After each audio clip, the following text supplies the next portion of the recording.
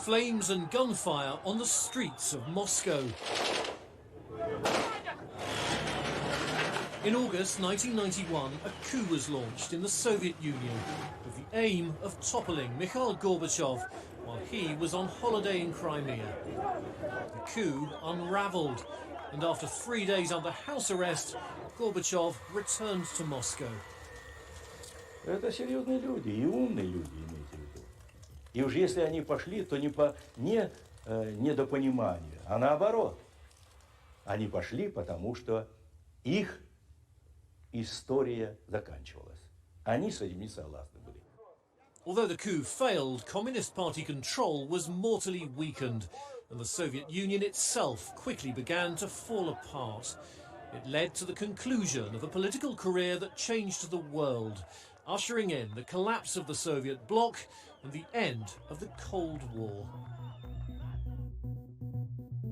Pictured here with his maternal grandparents, Mikhail Gorbachev was born in Privalnaya in southern Russia in 1931. As a student, he joined the Communist Party, rising through its ranks in the 1960s and 70s.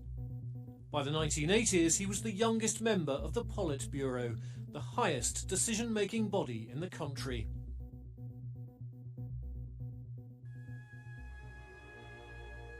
When Soviet leader Konstantin Chernenko died aged 73 in 1985, it was the third death of a party general secretary in 3 years. Gorbachev, aged 54, became the new leader.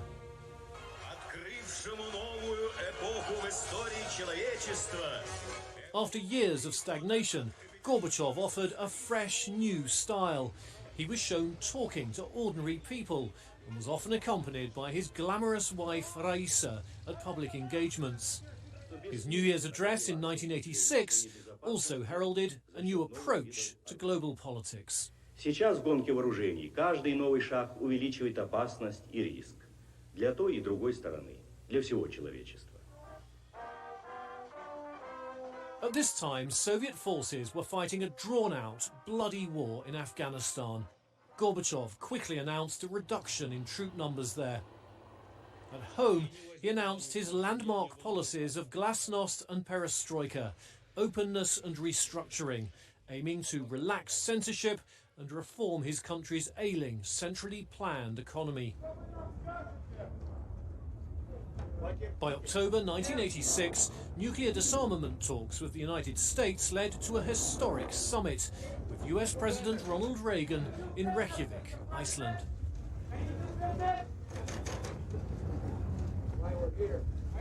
The two leaders had 11 hours of talks over the course of a weekend and came close to a deal on sweeping cuts in nuclear weapons.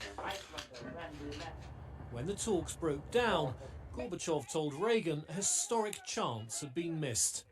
We have an agreement, sir! But the following year, the breakthrough came in Washington.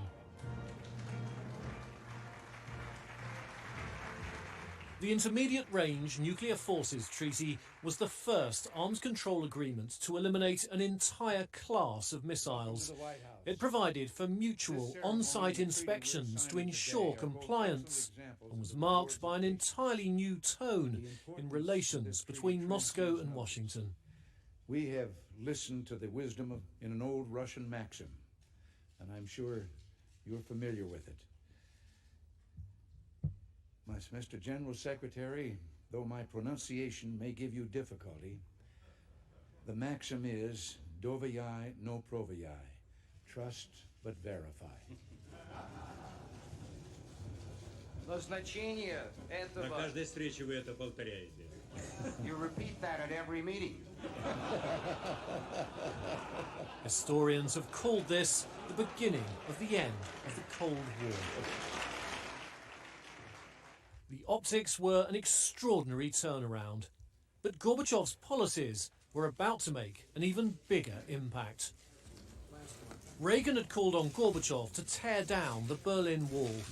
When Gorbachev arrived in East Berlin in October 1989, there was a rapturous reception. But East German leader Erich Honecker was less pleased to see him. In Germany, they called this moment the kiss of death. Gorbachev told Honecker he would not support a crackdown against anti-government protests, suggesting dialogue instead. 2 days later, 70,000 people took to the streets of Leipzig. Within a week, Honecker resigned, and within a month, the Berlin Wall came down.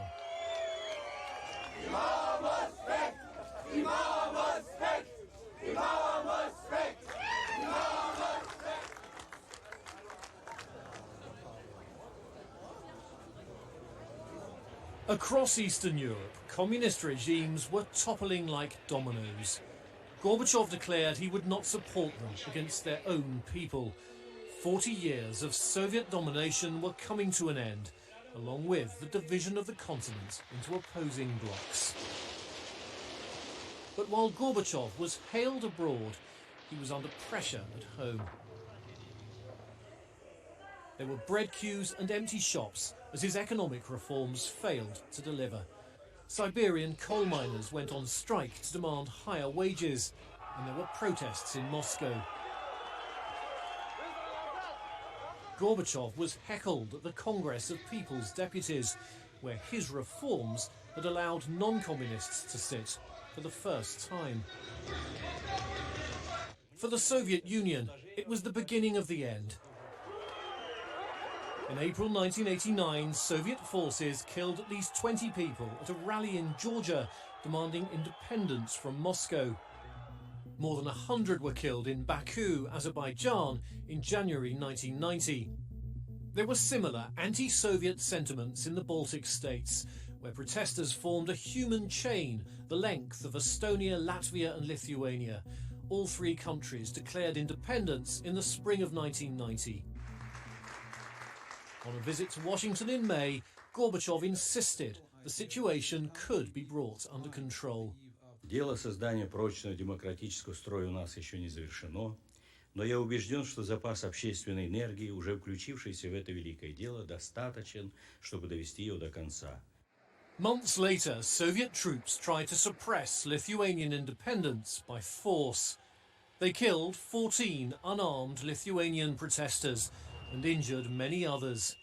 Unrest also continued in Moscow, where pro-democracy forces in Russian society had a new hero, Boris Yeltsin, who was head of the Russian Soviet Republic.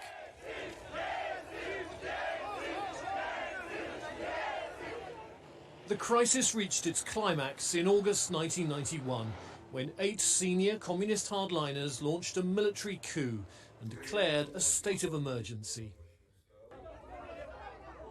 Resistance formed around the White House, the seat of the Russian parliament, led by Boris Yeltsin. Gorbachev would later praise Yeltsin's role. В этот момент, когда он выступил против, по сути дела, возглавил сопротивление путчу, это рискованная ситуация. Она могла по-всякому обернуться. И я думаю, здесь надо отдать должное. Он сыграл огромную историческую роль. Following the coup attempt, Soviet republics began declaring independence one after another. In December 1991, Yeltsin came to a hunting lodge in Belarus to finish off the Soviet Union.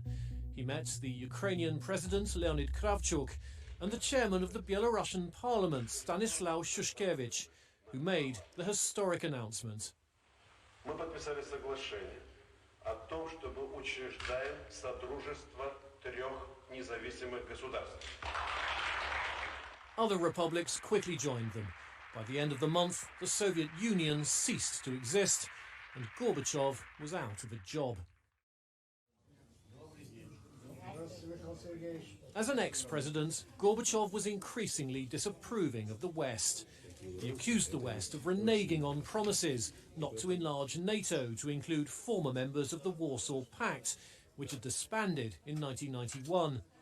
Gorbachev has been both complimentary and critical of Russian President Vladimir Putin, but he supported Russia's military actions abroad, such as its 2008 war with Georgia and its 2014 annexation of Crimea from Ukraine.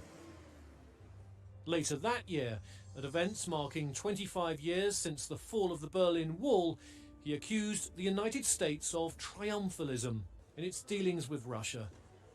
Мы в начале нынешнего века никогда еще не собирались в столь напряженной, опасной обстановке. Мир стоит на грани холодной, новой холодной войны, а некоторые уже говорят, что она уже началась.